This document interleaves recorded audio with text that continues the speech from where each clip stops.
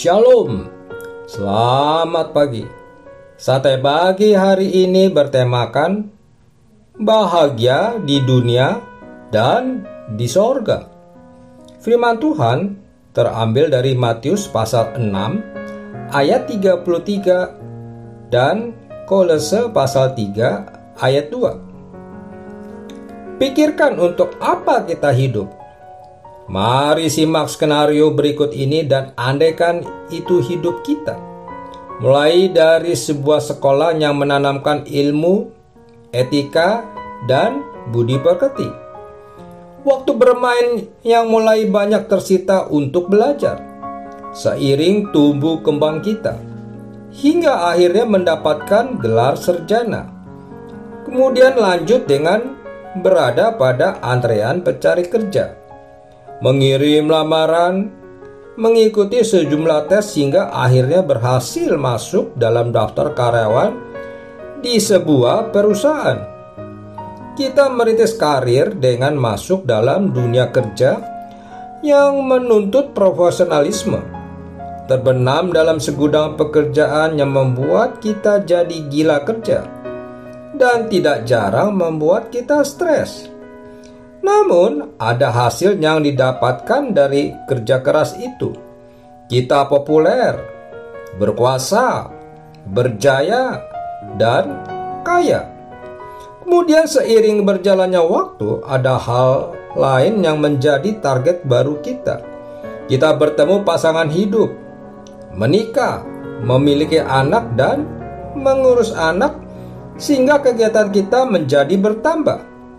Kita pun terus mendaki ke tempat yang lebih tinggi demi kesejahteraan keluarga baru kita. Kita memanfaatkan waktu sebaik mungkin dengan menata karir yang lebih mapan dan melanjutkan pendidikan yang lebih tinggi. Kita pun menjadi gilang gemilang, di mana kita pun berada banyak orang menyukai keberadaan kita. Namun sepertinya waktunya terlalu singkat untuk memenangkan pertandingan secara sempurna.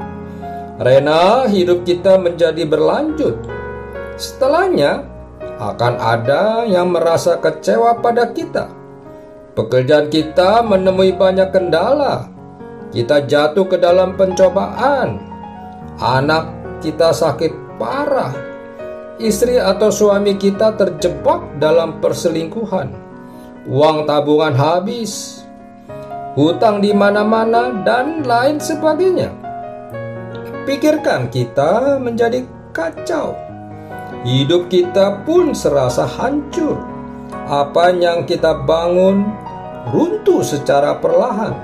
Satu persatu orang di sekitar pergi meninggalkan kita. Hidup tidak lagi berarti.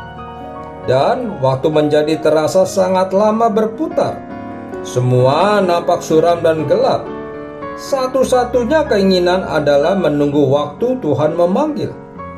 Kita tentu tidak mau memiliki kehidupan seperti skenario di atas, bukan? Yang mengawali secara sempurna, namun mengakhiri pertandingan kehidupan secara menyedihkan. Untuk itu, kita harus memiliki orientasi hidup yang benar. Hidup kita tidak hanya di dunia, tetapi kita juga akan hidup di alam baka, entah itu di sorga atau neraka. Karenanya, kita jangan hanya terus memikirkan bagaimana kita hidup dengan baik di dunia ini, tetapi lebih daripada itu, mari pikirkan bagaimana cara agar kita hidup bisa dengan baik nantinya setelah perjalanan kita di dunia ini selesai. Sebagai orang percaya, Kristus harus menjadi orientasi hidup kita. Kerajaan surga harus menjadi tujuan hidup. Dan perkara-perkara surgawi harus menjadi bagian dari kehidupan kita. Dengan itu maka hidup kita selama di dunia akan baik, bahagia, dan berguna bagi siapa saja.